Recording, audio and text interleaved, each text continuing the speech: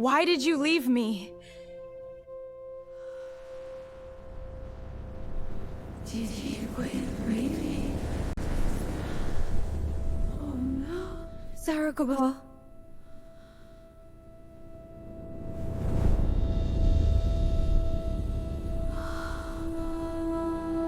The music stopped. Not gradually, not gently, it just stopped. And every single person in that room turned to look at me. 200 guests, white flowers everywhere, candles still burning, my dress costing more than 3 months of rent, and no groom. The officiant cleared his throat, my maid of honor grabbed my arm, and then Marcus's best man walked down the aisle, alone, leaned in close and whispered 4 words in my ear that I will never forget for the rest of my life. "He's not coming, Zara." I didn't scream. I didn't collapse. I just stood there at the altar, bouquet in both hands, in front of everyone who loved me, and a few who didn't, and I felt something leave my body. Not love, not hope, my patience. Because that was the moment everything I had quietly been preparing for finally made sense. Here's what 200 people saw. A black woman in a wedding dress standing alone at an altar in Seoul, South Korea, abandoned by a man she had planned her entire future around. Tears on her face, flowers in her hands, nowhere to go. That's what they saw. Here's what they didn't see. The man in the back row, black suit, no tie, sitting completely still while everyone else was turning and whispering and covering their mouths. He wasn't surprised. He wasn't shocked. He was waiting. He had been waiting for exactly this moment, and in his jacket pocket was a ring that was never meant for Marcus. It was meant for me. My name is Zara Collins, 28, from Houston. Came to Seoul 2 years ago on a teaching contract and fell in love with a city I had no business falling for. I met Marcus at a rooftop party 6 months in. Charming, American, easy. The kind of man who makes everything feel simple when everything else feels complicated. I didn't ask enough questions. That was my first mistake. 8 months later, we were engaged. 4 months after that, I was standing in a rented ballroom in Gangnam, in a dress I cried when I tried on, waiting for a man who had already decided I wasn't worth showing up for. But let me back up, because the real story doesn't start with Marcus. It starts 6 weeks before the wedding. At the restaurant where I worked part-time on weekends, a private dining club in Itaewon, upscale, quiet, the kind of place where powerful people had conversations they needed no one to overhear. That's where I first saw him, Han Min-joon. He came in alone, no entourage, no performance. Just a man who moved through a room like the room had been expecting him. Dark suit, neck tattoo just visible above his collar. A watch that cost more than the venue we were standing in. He sat at the corner table. He ordered 1 drink. And for the entire 90 minutes he was there, he watched me work. Not in a threatening way. In the way that a person watches something they've already made a decision about and are simply waiting for the right moment to act on it. I didn't think much of it that night. I should have. He came back the following weekend. Same table, same drink, same stillness. This time when I brought his glass, he said, "You're getting married next month." Not a question. I looked at him.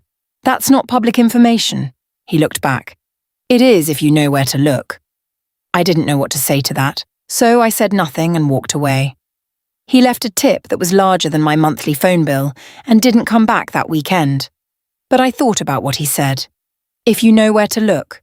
What did that mean? I told Marcus about it that night. He laughed. Said it sounded like a rich guy showing off. Said I was overthinking. I told myself he was right. That was my second mistake. 2 weeks before the wedding, I found the texts. Marcus's phone. Left unlocked on the kitchen counter. A name I didn't recognize. I read 3 messages. That was enough. I sat down on the kitchen floor in my pajamas at 11 at night and read 3 messages that told me everything I needed to know about the man I was about to marry. He wasn't just unfaithful, he was planning to leave. Not after the wedding, before it. He'd been telling someone else, in detail, exactly how he was going to disappear. Take the joint account, leave Seoul, leave me. He'd already bought the ticket. I sat on that floor for a long time. Then I got up, washed my face, got into bed, and said nothing. If someone ever humiliated you in a room full of people, and you held it together anyway, subscribe, because that silence, that's the most powerful thing in the world.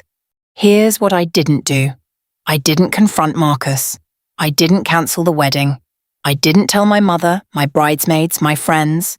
I let the wedding proceed exactly as planned, and I made 3 phone calls that week that had nothing to do with flowers or seating charts. The first was to my bank. The second was to a lawyer. The third one is the one that changed everything. I called the number on the back of a card that had been slipped under my apartment door sometime in the past 2 weeks. No name on the front, just a number. And a small gold insignia I recognized from somewhere I couldn't immediately place. I stared at that card for 2 days before I called. When he picked up, he didn't say hello. He said, "I wondered how long it would take." I said, "You already know." He said, "I've known for 3 weeks." Silence. "Who are you?" I asked. He said, "Someone who doesn't want to watch you walk into something that was designed to destroy you." I said, "Why do you care?" Long pause. Because Marcus Kim owes my organization a debt he cannot pay, and he planned to use your joint assets to run. You were never his future, Zara. You were his exit strategy. The room went very quiet around me. I said, "How long have you known?" He said, "Long enough." I said, "Why didn't you tell me sooner?" He said, "Because you needed to find it yourself. If I'd told you, you would have doubted the source. Now you don't." I looked at the card in my hand. "What do you want from me?" He said, "Nothing yet. Show up to your wedding, Zara. Let him make his choice. And then, make yours." The line went dead. Comment right now. Would you have shown up? Or would you have burned the whole thing down before the wedding day? Tell me below. I showed up. Full dress. Full makeup. Full bouquet. I walked down that aisle like I had no idea what was coming. I stood at the altar. I waited. And waited. And then Marcus's best man walked down the aisle alone and told me what I already knew. He wasn't coming. The room erupted. Gasps. Whispers. Someone started crying. One of my bridesmaids, I think. My mother made a sound I never want to hear again. The officiant didn't know where to look, and I stood there, completely still, not performing calm, actually calm. Because here's the thing about knowing the ending before it happens. It doesn't hurt less, but it does hurt differently, and differently is manageable. I turned to face the room, 200 faces, pity, shock. The particular expression people make when they're watching someone else's worst moment and they're glad it's not theirs. I opened my mouth to say something, I don't even know what, something polite, something that would give everyone permission to leave with dignity. And that's when he stood up. Back row, left side, black suit, gold insignia on the lapel. Han Min-joon stood up from his chair and the entire room shifted. I don't know how to explain it except to say that some people, when they move, the air moves with them. He walked down the aisle, not fast, not dramatic, every step measured, every eye in that room following him, and not quite understanding why. He stopped in front of me. He reached into his jacket pocket. He took out a ring, not a box, just the ring, held between 2 fingers like something he'd been carrying for a long time and was finally done carrying alone. The room went completely silent. He looked at me. I looked at him. He said quietly enough that only I could hear, "I told you to let him make his choice. Now it's your turn." I looked at the ring, then I looked at him, and I said, "You planned this." He said, "I prepared for it. There's a difference. You knew he was going to leave. I knew he was capable of it. I hoped I was wrong. Were you?" He didn't answer. He didn't need to. Marcus was somewhere over the Pacific with money he'd stolen from a joint account that, thanks to the phone calls I'd made 3 days ago, was now empty. He'd taken nothing, because I'd moved everything first. That was the move no one in this room knew about yet. The murmuring started. People recognizing him. I could feel it moving through the crowd like a current. Whispers passing from one row to the next, heads dipping together, eyes going wide. An older man near the front, someone from Marcus's side, stood up. He said in Korean, "Min-joon, what is this?" Min-joon didn't look at him. He kept his eyes on me. He said, still quietly, still only for me, "You have two options. You can walk out of here alone, which I will arrange, car's already outside, your bags are already packed, or you can hear what I have to say." I said, "You packed my bags?"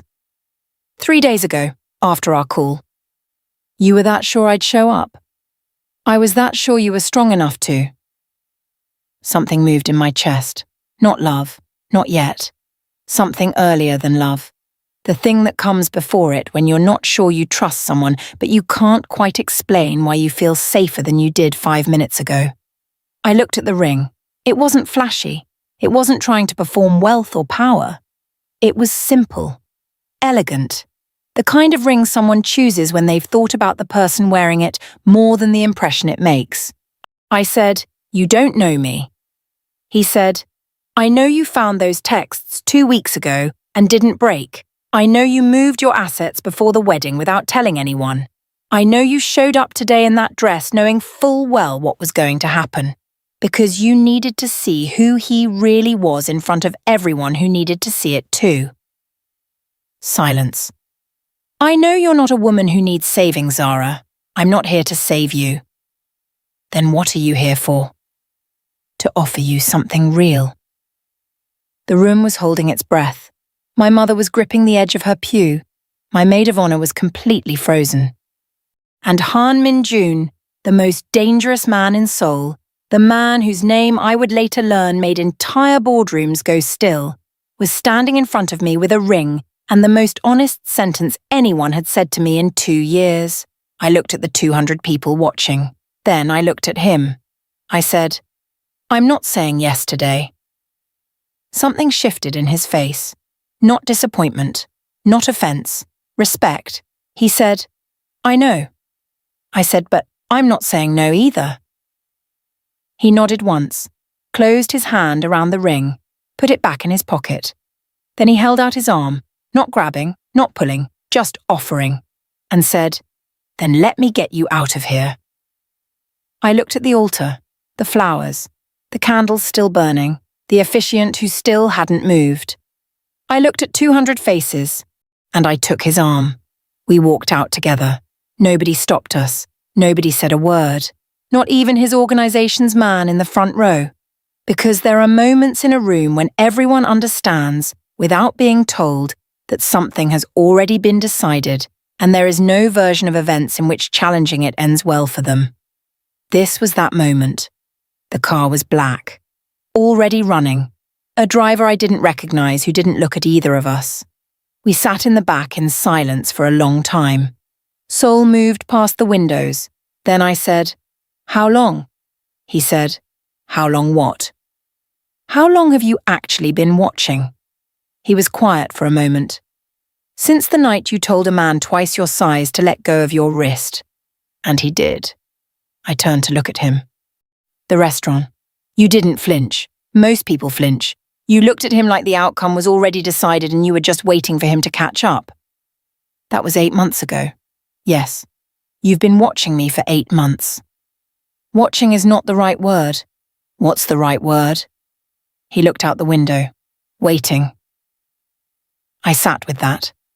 The city kept moving. I thought about Marcus on a plane, about the joint account he'd tried to drain and found empty, about the texts I'd read on a kitchen floor at 11 at night and the decision I'd made in the silence after. I thought about 200 people sitting in a ballroom watching me walk out on the arm of a man none of them expected. I thought about the ring still in his pocket. I said, "What does your organization want with me?" He said, "Nothing." "That's not an answer." "It is. Whatever I want from you has nothing to do with business." "What do you want?" He looked at me. For the first time since I'd met him, something in his face opened. Not completely, just enough. He said, The same thing I've wanted since the night I watched you handle yourself in that restaurant and thought, there she is. That's who I've been looking for. I didn't say anything, neither did he. But when the car stopped at a building I didn't recognize, tall glass, a gold insignia above the entrance, and he stepped out and held the door open, I got out too. I didn't have to. He would have taken me anywhere I asked, but here's what I knew. Marcus had left me at an altar he was never serious about, in a city he was always planning to escape, with a woman he'd chosen for convenience and discarded for the same reason. And this man, dangerous, patient, complicated in ways I hadn't begun to understand, had sat in the back row of my worst moment and waited. Not to rescue me. To see what I would do. The ring was still in his pocket. I hadn't said yes, but I was here, and in this city with this man in this particular story I had somehow wandered into. Being here was the most powerful thing I'd said all day. He planned to humiliate her. He bought the ticket, drained the account, left her standing in white in front of everyone who loved her. He thought that was the ending. He was wrong.